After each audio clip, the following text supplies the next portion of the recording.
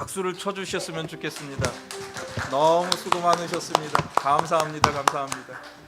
예, 오늘 우리에게 주시는 하나님의 말씀 우리 같이 보도록 하겠습니다. 오늘 우리에게 주시는 하나님의 말씀은 요한계시록 1장 9절에서 16절까지 말씀 우리 같이 보도록 하겠습니다. 요한계시록의 말씀입니다. 오늘 우리에게 주시는 하나님의 말씀은 요한계시록 우리 말씀 같이 보도록 하겠습니다. 교독하도록 하겠습니다. 나 요한은 너희 형제여 예수의 환난과 나라와 참음에 동참하는 자라. 하나님의 말씀과 예수를 증언하였으므로 말미암아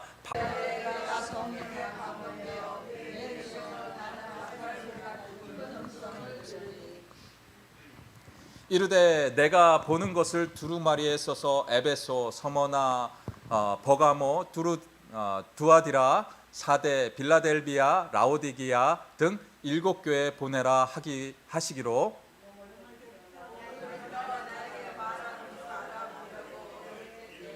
일곱 촛대 사이에 인자 같은 이가 발에 끌리는 옷을 입고 가슴에 금띠를 띠고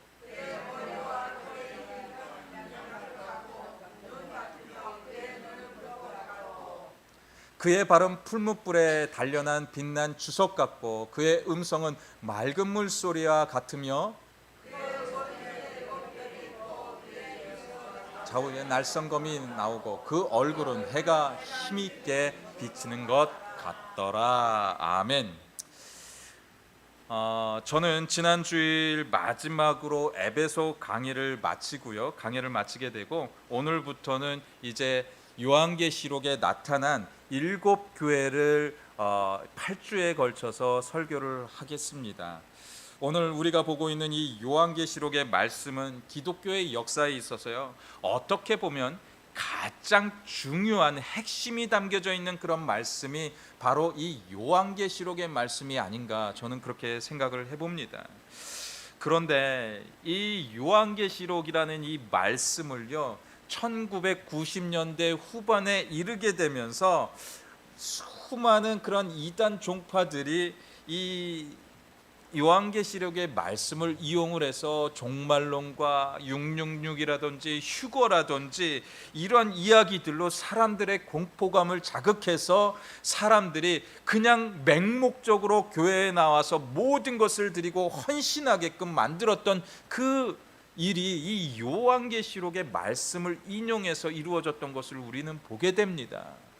그런데 이 요한계시록이라는 이 말씀은요, 그렇게 우리에게 말씀으로 전해주고 있는 말씀이 아니라는 거예요. 이 요한계시록은 위기 가운데 하나님께서 주시는 그 위로가 가득 담긴 것이 바로 이 요한계시록이라는 것입니다. 그래서 우리는 이 요한계시록을 잘 이해하면서 나가야 해요. 이단들이 너무나도 크게 이 요한계시록을 사용하게 됨으로 인해서 어떻게 보면 이 기독교에 있어서 그 목회자들이 이 요한계시록을 멀리할 수밖에 없었던 그 이유가 이 이단들의 그 말씀 사용해 본 그 모습을 보면서 우리가 발견하게 되었다라는 거예요. 그렇기 때문에 지금도 여전히 이 요한계시록을 교회에서 다루기를 꺼려하는 그것 또한 있는 것도 우리는 보게 됩니다. 그런데 이 요한계시록의 배경은 그런 모습이 절대 아니라는 거예요. 당시 예수를 믿었던 사람들은요, 사회 안에서 경제적인 그 활동이나 정치적인 활동에 있어서요, 완전히 배제가 된 그런 삶을 살아낼 수밖에 없었어요. 그렇다고 보면 이들의 삶은요, 정말 예수를 믿는다는 그 이유 하나만으로 그냥 거지 같은 그 삶이 그들의 삶의 연속이었다라는 것이에요. 얼마나 고단하겠습니까? 예수 믿는 이유로요, 돈을 버는 그런 상술에 그 참여하는 일들이 전혀 이루어질 수 없었다라는 거예요. 사회와 완전히 차단된 그런 모습으로 예수를 믿었기 때문에 얼마나 어려웠겠습니까? 또한 로마는 군대를 동원해서 기독교인들을 끊임없이 잡았습니다. 보이는 족속히 잡아서 감옥에 가두기도 하고 사자굴에 던져서 그 사자의 밥이 되기도 하고 죽이고 감옥에 가두는 일들이 비일비재했다라는 거예요. 보이는 족속이 그렇게 했다라는 것이에요. 그렇기 때문에 예수를 믿는다는 그 모습 가운데요, 이들은 숨어서 예배를 드렸어야 했고요, 숨어서 모든 일들을 행해야만 했다라는 것이에요. 이렇게 이들은요, 복음에 매여 있었지만 아주 초절정의 그 환난과 핍박에 그들은 항상 있었던 것이고요, 그리고 모두가 좌절된 그 삶을 살아내는 그 삶이 이 요한계시록에 나타났던 그 삶의 자리였다라는 것이에요. 또한 이 시대에는 그 교회들 또한요, 교회 건물 터도 남지 않도록 그 로마 군사들이 와서요, 교회들을 다 무너뜨렸다라는 거예요. 그렇게 하게 되면서요, 무려 300년 동안 로마는요,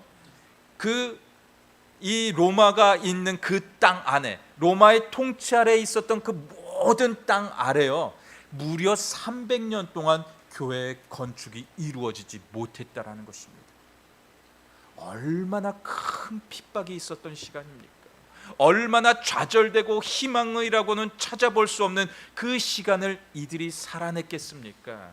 그런데도요, 이들은 예수께 속하여서 하나님께 나아가는 그 신앙이 흔들리지 아니하고 그렇게 믿음으로 헌신하면서 나아가는 그 삶의 자리가 이들의 삶의 자리였다라는 것이에요. 하지만 분명 돈을 벌 수 있었고요, 또 사회적으로 진출해서 여러 가지의 직책을 받을 수 있었던 그 기회 또한 이들에게 있었다라는 것이에요. 그런데 그 기회가 과연 어떤 것인지 아십니까? 나는 더 이상 이제 예수를 믿지 않겠습니다. 나는 이제 당신들이 원하는 그 로마의 황제를 섬기는 일을 하겠습니다 라고 그렇게 하게 된다면요, 이제 이들이 상업을 할 수 있어서 돈을 벌 수 있게 만들어줬고요, 그리고 그들이 정치권으로 가든지 어디로 가서 일을 할 수 있어서 그곳에서 또 권력도 취할 수 있었던 그 능력 또한 이들에게 허락했다라는 거예요. 그런데 이들이 예수를 버려야 했다라는 것이에요. 우리가 사회에 속하면요, 사회는 우리에게 예수를 버리라고 오라고 지금도 우리에게 손짓하고 있는 그런 사회를 우리는 살아가고 있습니다. 이 사회와 우리가 타협하면 얼마든지 그냥 떵떵거리면서 살 수 있도록 우리를 그렇게 유혹하고 있습니다. 뭐더러 그 주일날 그 교회까지 찾아가냐고 그렇게 이야기할 수 있어요. 아직까지는 교회의 그런 핍박이 우리에게 전해오고 있지는 않지만요, 분명히 10여 년, 5년 후가 되면 그러한 일들은 조금씩 우리 안에 시작되게 될 것입니다. 그때 우리가 어떻게 하시겠습니까? 믿음의 타협을 하시겠습니까?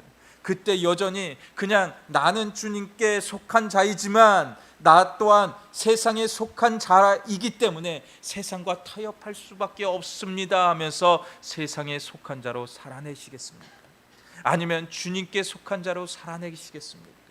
그것은 우리의 자유에 달려있지만요, 우리가 주님께 속한 자로서 살아낸다면요, 하나님은 나를 통하여서 엄청난 일을 계획하게 된다는 것이에요. 우리가 그것을 절대 잊어서는 안 되는 것입니다. 오늘 우리가 보고 있는 이 요한계시록은 요한이 하나님의 계시를 받은 말씀으로 기록되어져 있어요. 요한이라는 사람은 과연 어떤 사람이었습니까? 요한은요, 예수님의 제자 중에 예수님께서 가장 아끼시는 수제자 중에 수제자였어요. 예수님이 빌라도의 감옥에서 고초를 당할 때에도요, 다른 제자들은 다 도망을 가버렸습니다. 그런데 그 가운데 베드로보다 먼저 예수님과 그 고초당하는 곳에 있었던 자가 바로 요한이라는 사람이었어요.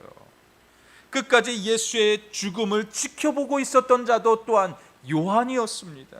그리고 빈 무덤을 바라보고 찾아갔던 이도 바로 요한이었다라는 것이에요. 그리고 예수님이 하늘로 승천하신 후에 예수의 어머니였던 그 마리아를 끝까지 돌봤던 사람이 바로 이 요한이었습니다. 즉 예수님의 공생의 기간 중에도 가장 가까운 이었던 그 이가 바로 요한이었고요. 예수가 승천하신 후에도 요한은 완전히 복음에 붙들린 바 되어서 그 예수를 닮아가고 예수를 따라가는 삶을 살았던 이가 바로 요한이었다라는 것이에요.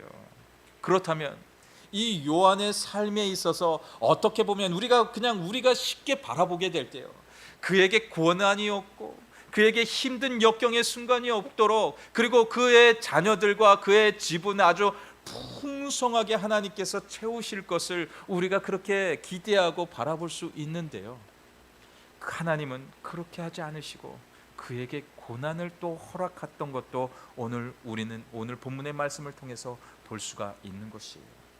즉 예수를 믿는 삶이 고난이 없고 힘든 역경이 없는 삶이 아니라 그 고난을 통하여서 우리가 더 단단해지는 그 믿음을 소유하게 되기를 주님이 원하고 계신다라는 것이에요.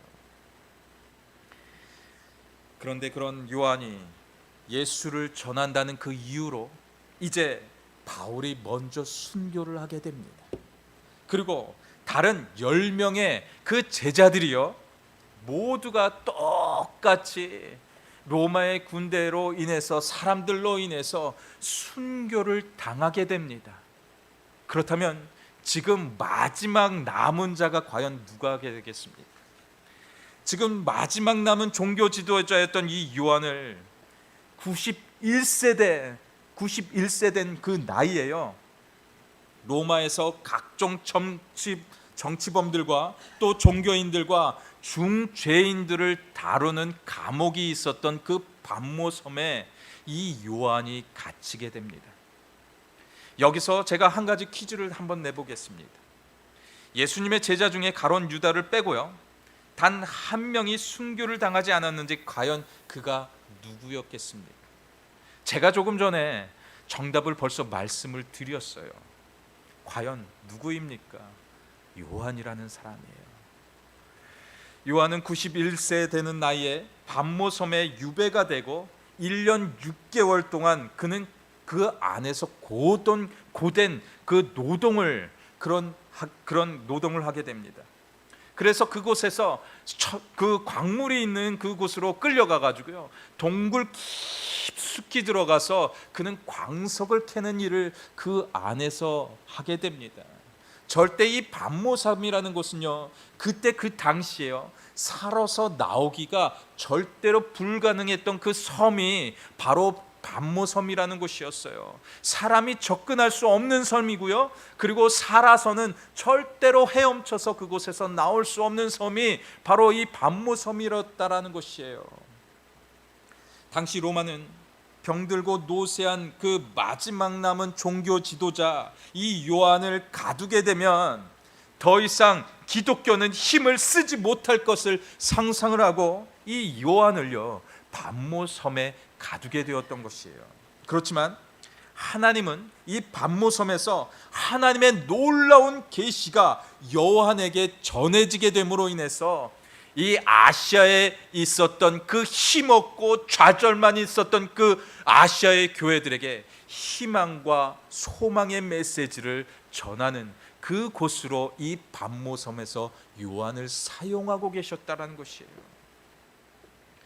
지금 너희의 삶은 힘들고 고난의 연속이지만 그 고통을 너희는 인내해야 된다라는 거예요. 그리고 믿음으로 더욱 견고히 서야지만이 너네들의 믿음 안에서 그 인내하면서 나아가면 내가 나중에 더 큰 은혜의 자리로 너를 인도할 것이라는 그 말씀을, 그 약속을 주고 있었던 그 말씀이 바로 이 요한계시록에 담겨져 있었던 말씀이라는 거예요. 그렇기 때문에 이 요한계시록은요, 심판의 언어가 아니라 이 요한계시록은 소망의 언어로 우리에게 다가와야 된다는 것이에요. 오늘 본문, 오늘 10절의 말씀은 우리에게 이렇게 이야기하고 있어요. 주의 날에 내가 성령에 감동되어 내 뒤에서 나는 나팔 소리 같은 큰 음성이 들으니라고 하고 있어요.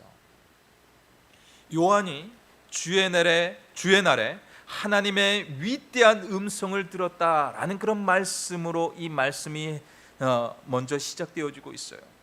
그런데 이 주의 날이 과연 어떤 날을 의미하는지 아십니까?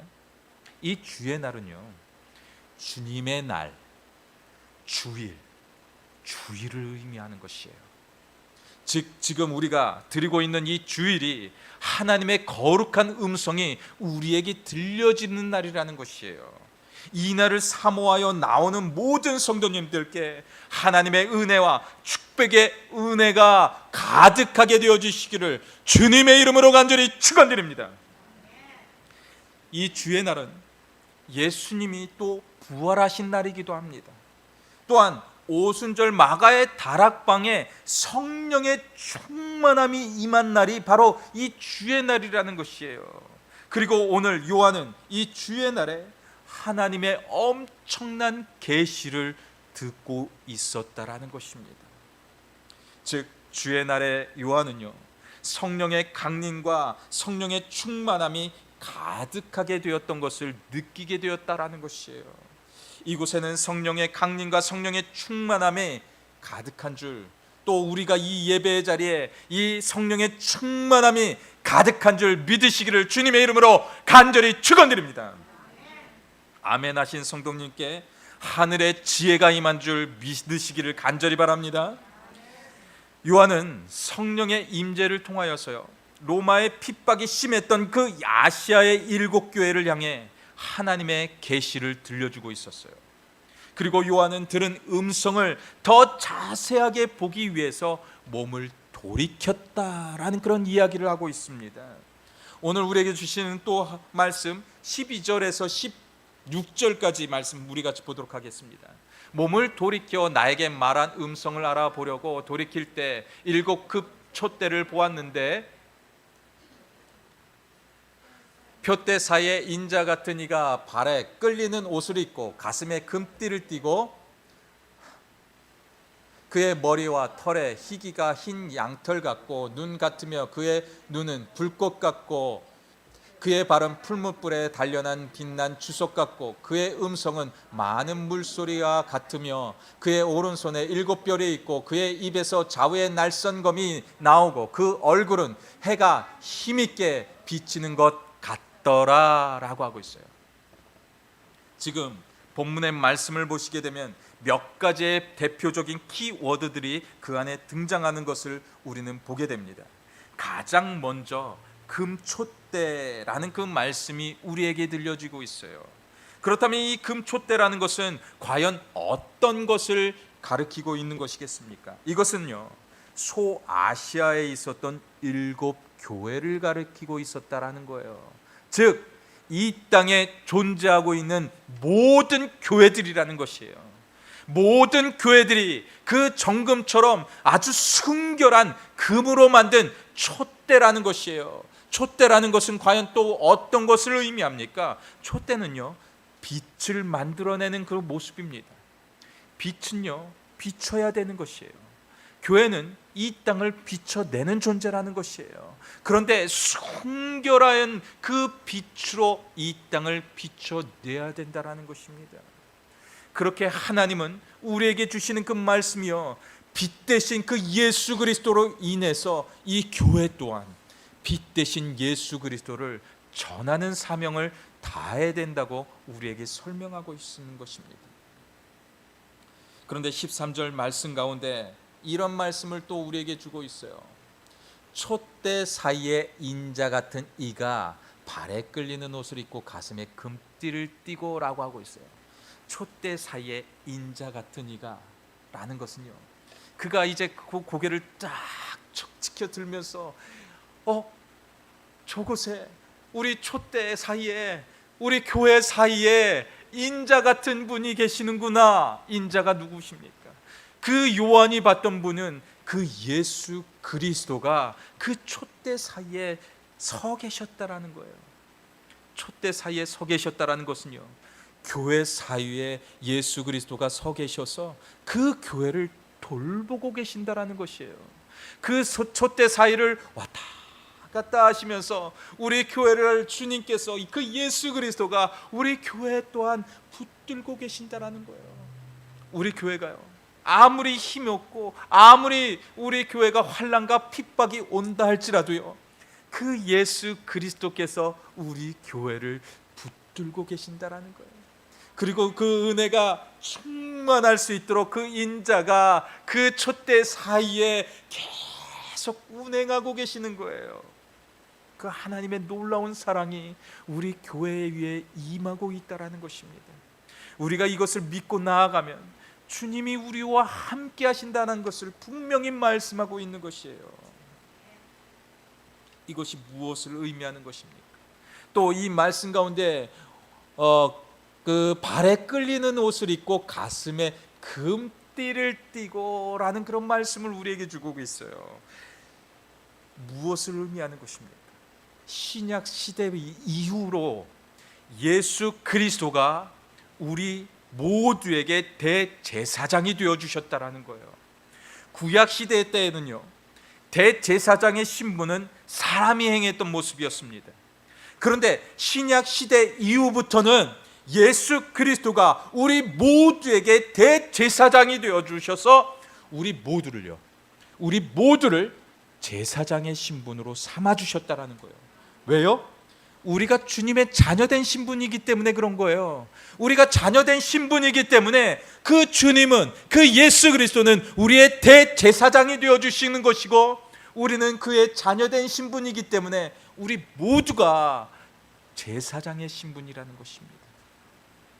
그 옛날에는 레위 족속들이요, 대제사장이 있으면 그 자녀가 제사장이 되는 그런 모습들이 있었어요. 그리고 나중에 그 사람들 가운데에서 대제사장이 이루어지게 됩니다.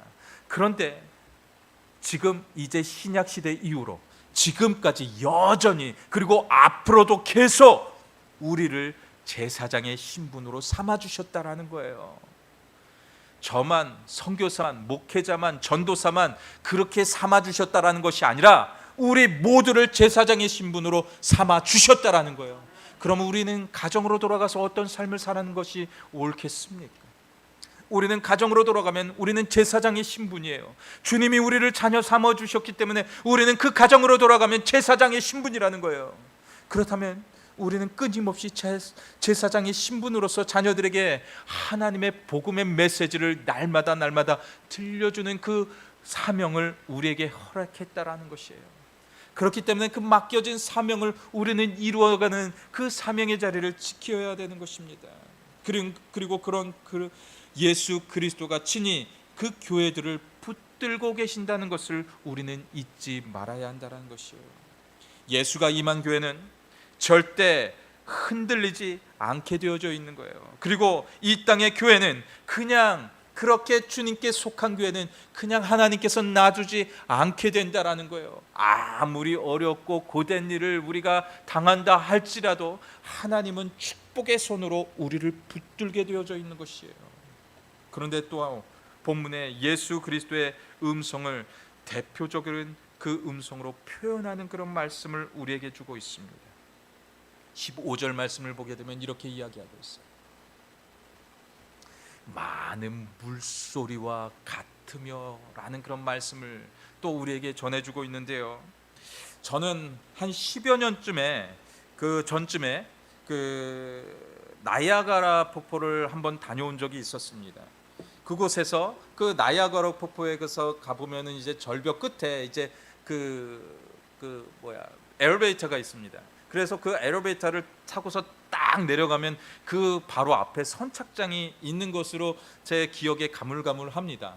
근데 하여튼 배를 타고서 이제 나이아가라 폭포로 가까이 가고 있는데요, 조금씩 가고 있는데 옷이요, 제가 그 우비를 거기에서 분명히 줬거든요. 몸을 다 감싸는 우비를 줬는데 그 물보러가 막 찌게 되니까요, 이 우비가요 가만히 있지를 않더라고요. 막 들쳐져 가지고요, 옷이 거의 그 70%가 다 젖은 걸로 제가 기억을 합니다. 그런데 가까이 가면 갈수록요, 그 물소리가요 나의 모든 것들을 압도하고 있더라고요. 그냥 그 어떻게 표현이 안 돼요. 그 물소리가 확 떨어지면서 그냥 배가 그 폭포의 근처에 가면 갈수록 내가 압도되는 그런 그 모습을 보았습니다. 그리고 배가 더 이상 가지를 못하고 있더라고요. 그 안내하는 말이 그 더 이상 그 물속에 우리가 저 가까이 가면 그 파도 속에 배가 빨려 들어간다고 하더라고요. 그래서 더 이상 갈 수가 없다고 하더라고요. 그런데도 불구하고 해는 쨍쨍 내리쬐고 있는데 제 옷은 다 젖었고 그 물소리에 저의 모든 것들이 압도가 되었었다라는 것이에요. 솔직히 저는 처음 경험해보는 그런 모습이었습니다. 그때 안내의 말에 또 의하면요, 이 나이아가라의 폭포는요 1초에 떨어지는 그 물의 양이 어마어마한데 작게는 4,000톤에 무려 4,000톤의 물이 떨어지고요, 비가 오는 그런 날에면은요 8,000톤까지 물이 1초에 떨어진다고 하더라고요. 엄청난 물의 양인 것입니다. 그러니 물의 소리가 얼마나 대단하겠습니까? 그런데 그 예수 그리스도의 말씀이 그런 많은 물소리보다 더 크고 우렁차게 지금 이 요한의 귀에 들려지고 있었다라는 거예요. 제가 10년이 넘은 그 상황 속에서도 이 그 나이아가라 폭포의 그 웅장함에 압도가 되는 것을 기억하고 있는데요, 그 요한은요 그보다도 더 우렁찬 소리로 예수 그리스도의 말씀이 그에게 들려지고 있었다라는 것을 회상하면서 이야기하고 있는 것이에요. 얼마나 위대하고 얼마나 거룩한 그런 하나님의 말씀이겠습니까?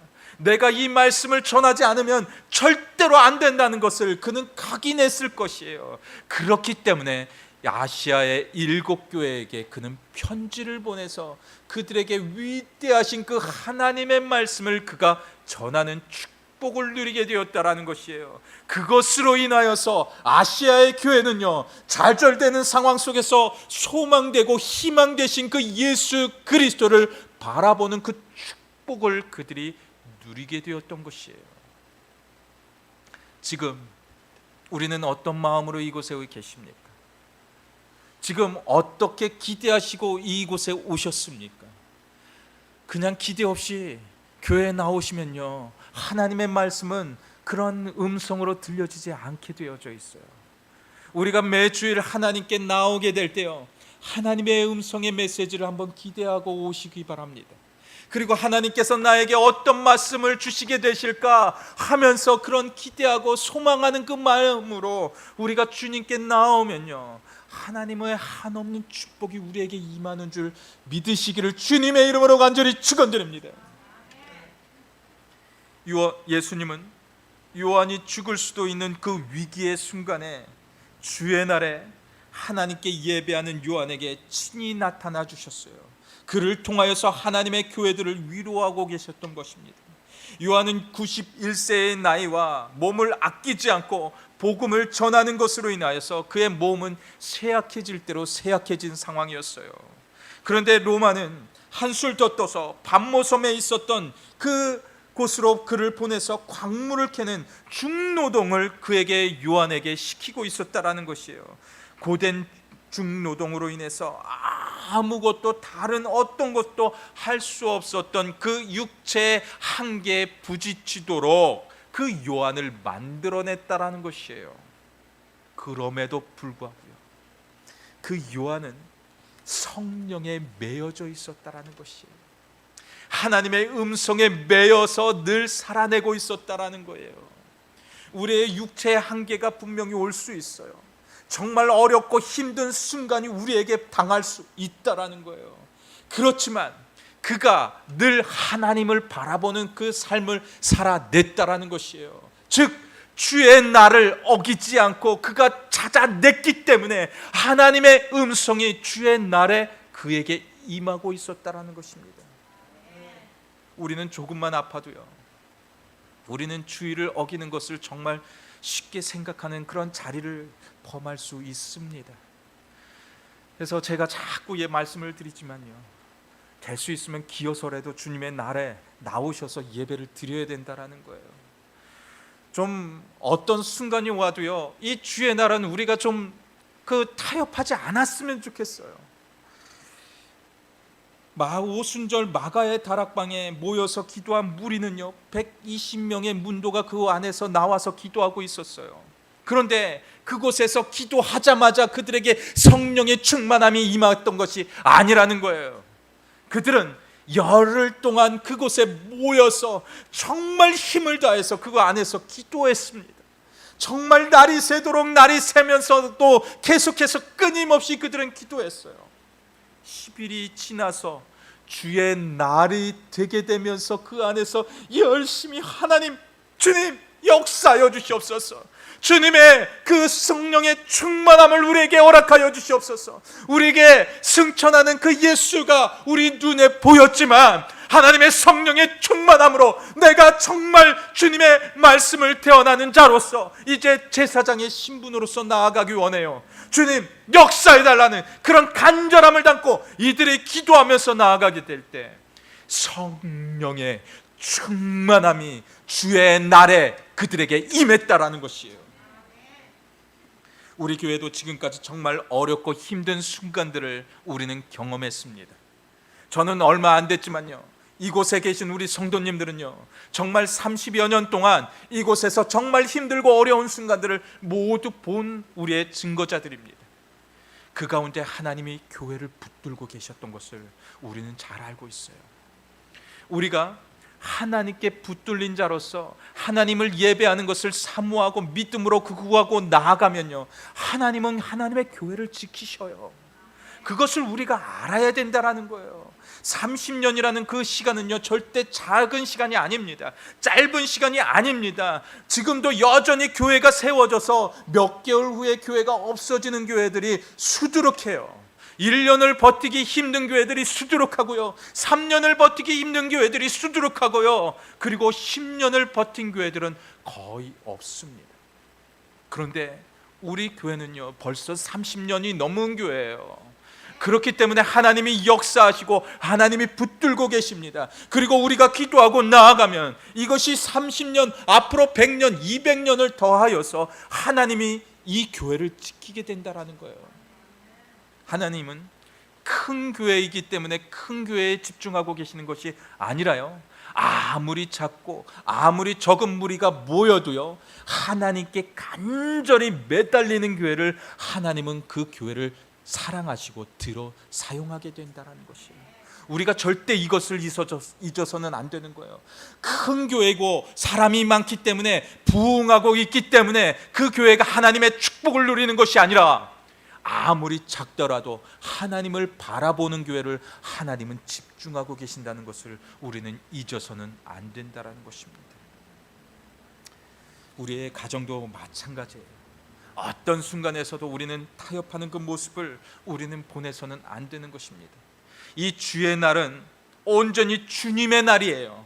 이 날은요 우리에게 자유가 있는 날이 아니라는 거예요. 이 날은 우리가 거룩히 지키는 날이라는 것이에요. 그렇기 때문에 하나님은 6일 동안에 열심히 모든 것을 행하시고 7일 후에 또 우리에게 그 안에 안식하라고 우리에게 부른 날이 이 주의 날이었다라는 것이에요.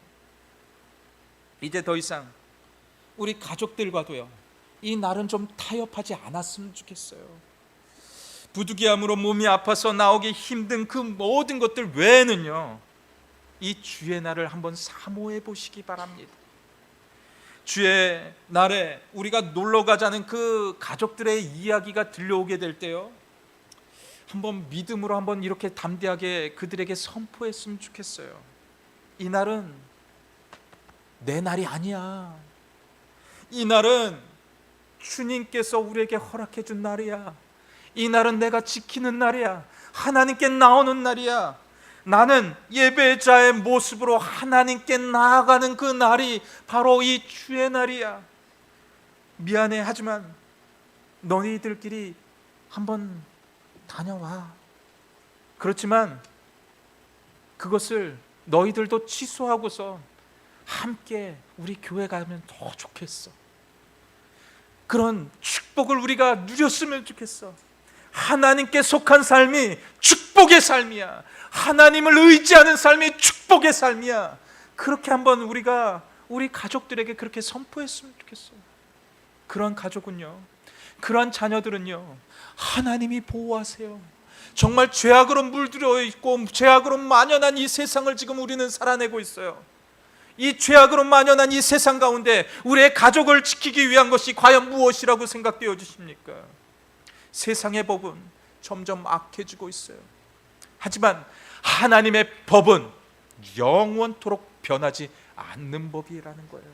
하나님의 율법을 지키고 하나님의 말씀을 지키고 행하면서 나아가는 자들에게는 하나님께서 영원한 축복을 누리게 하시는데 그 안에 구원의 기쁨을 누리게 한다는 것이에요.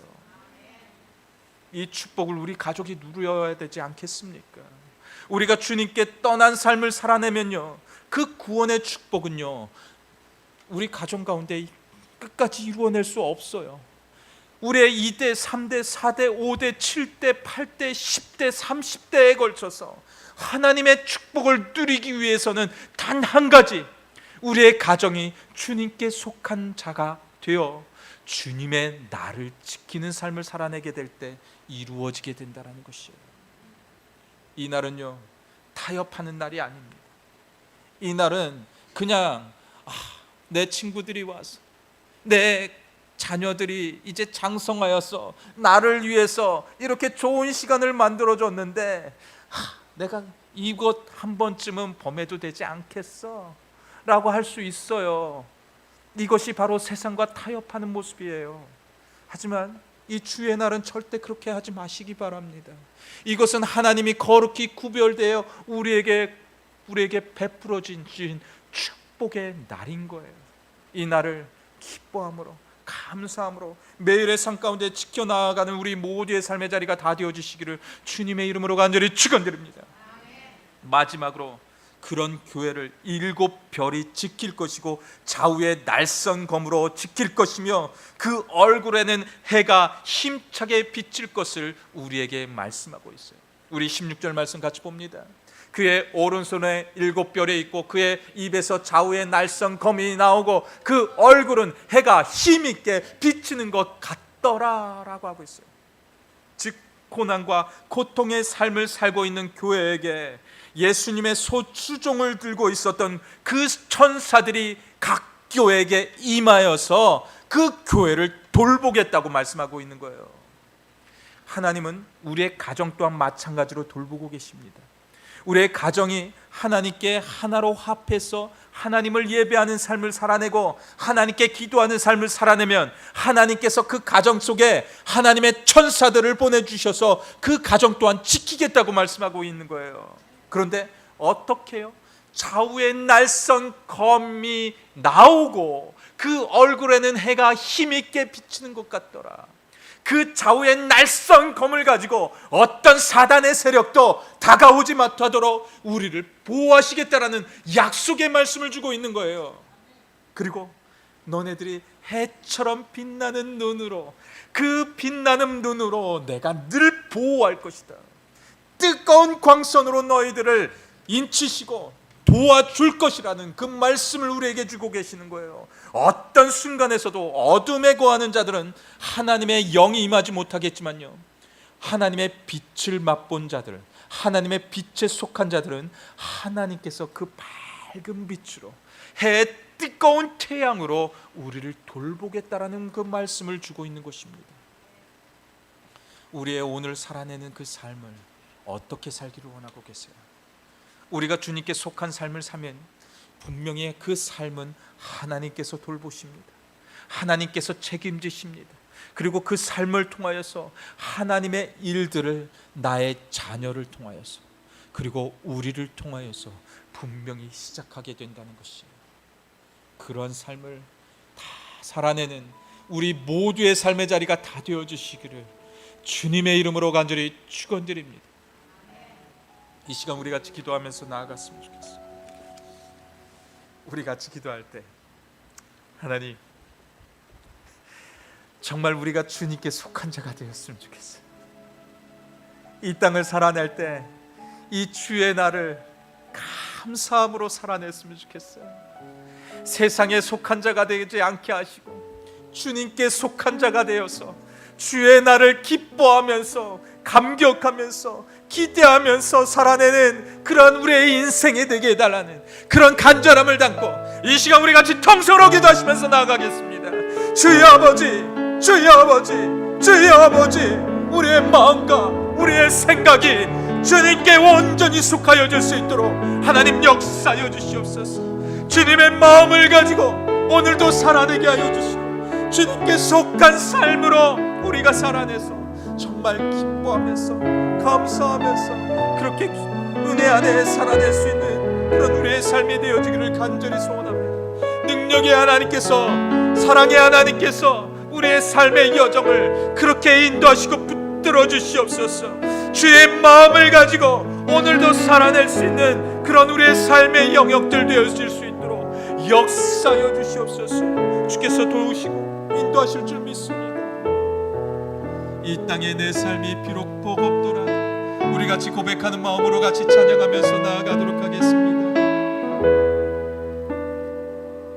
이 땅에 내 삶이 비록 버겁더라도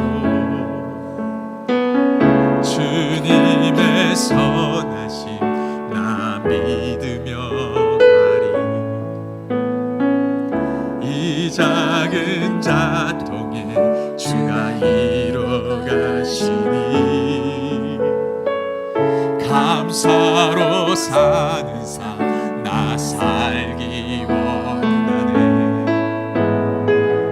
내 삶의 시간 속에 주 일하시네.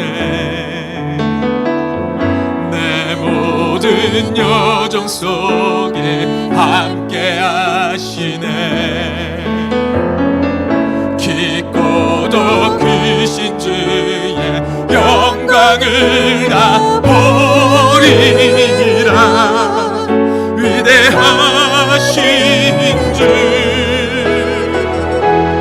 나는 주님께 속한 자 되어 주의 나라 위에 전심으로 살리라. 주의 마음에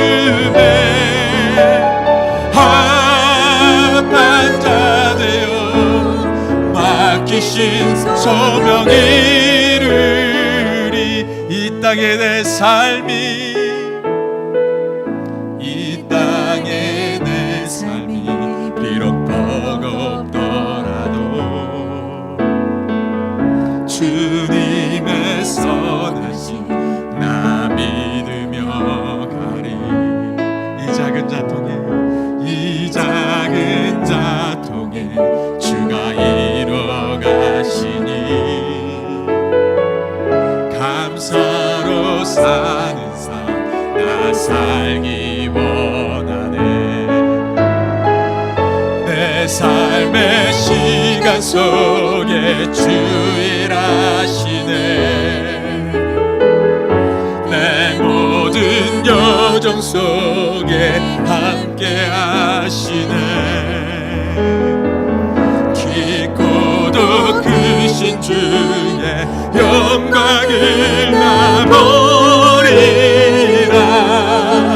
위대하신 주 나는 주님께, 나는 주님께 속한 자 되어 주의 나라 위에 전심으로 살리라.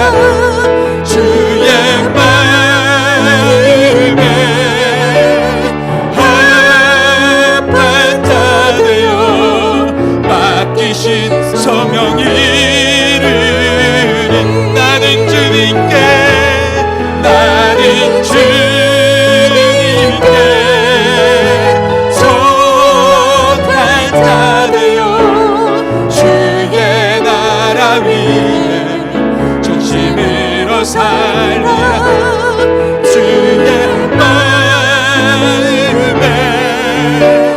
합한 자 되어 맡기신 소명 이루, 맡기신 소명 이루리 맡기신 소명 이루리.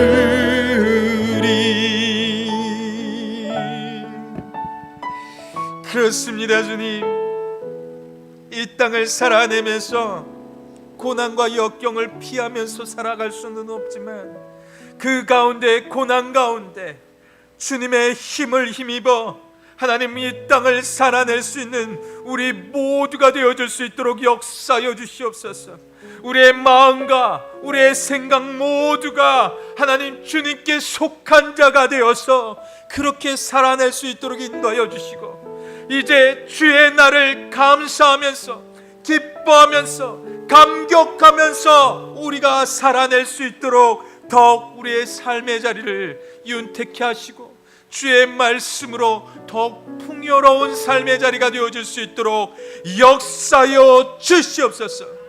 이제는 우리 구주 예수 그리스도의 은혜와 하늘과 땅을 지으시고 지금도 통치하시는 무한하신 하나님의 사랑하심과 성령님의 감화와 감동하심과 교통하심이 오늘 예배드리는 예배 속에 주의 날을 사모하게 하여 주시고 성령의 충만함을 잊기를 사모하는 주님의 모든 자녀들의 머리 위에와 또한 하나님의 교회 위에 이제로부터 영원토록 함께 하여 주시기를 주 예수 그리스도의 이름으로 간절히 축원하옵나이다. 아멘.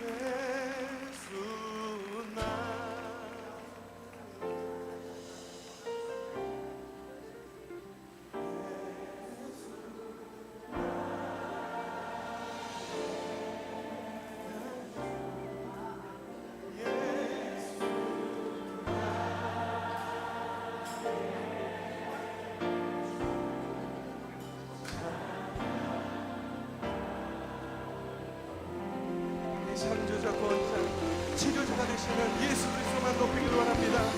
할렐루야. 더 큰 박수 주님 앞에 올려드립시다. 주님, 우리 가운데 영광으로 임하셔서 우리를 다스리시며 주님의 뜻이